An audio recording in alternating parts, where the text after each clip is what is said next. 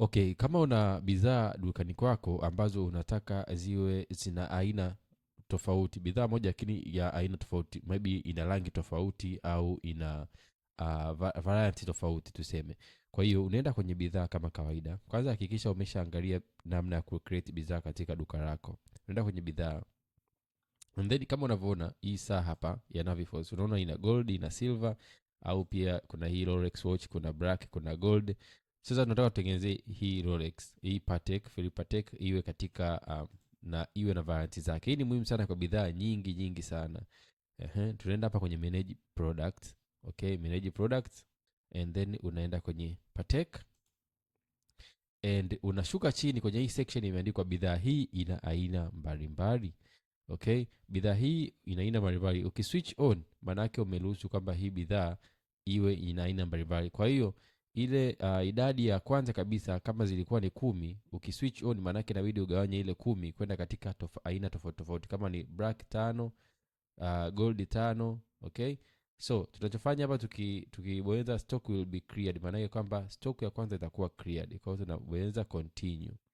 Ukibonyeza continue sasa unaweza ukaanza kuongeza variant. Kwa hiyo ile stock ya 10 inabidi sasa uijaze upya. Kwa hiyo utabonyeza hapa ongeza aina. So let's say una saa gold, utaandika gold. And then barcode sio lazima, lakini ukihitaji unaweza kutengeneza. Gharama ya kipimo, manake gharama ya piece moja ya Patek gold ni maybe tunachukua bidhaa ile ile ya kununulia shilingi 10,000, kununulia bei ya kuuzia shilingi 25,000. Master stock yake ambayo ni piece ngapi, kwa sababu let's say kuna piece 5. Okay, alafu tuna save aina hii, itakuwa saved kama unavyoona hapa. Gharama kununulia 10,000, bei tukisave hapa hifadhi mabadiliko. Tukienda kwenye stock, kwenye bidhaa zetu, tena bidhaa, tutagundua kwamba Philippe Patek zipo 5 na gold ambazo ni 5. Sasa tunaenda kuongezea. Usisahau kwamba zilikuwa 10 lakini sasa hivi ni 5 kwa sababu tukiongeza variant maana yake kwamba idadi mpya ina override idadi ya kwanza. Kwa hiyo kuwa makini kidogo hapa.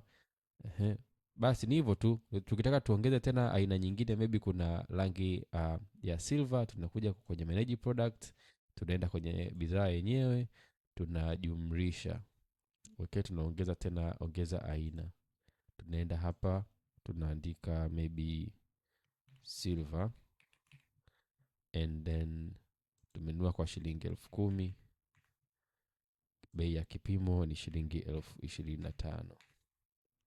Master stock tunazo 5 dukani. And hifadhi aina hii, utakuwa umesave bidhaa yako. Very easy process.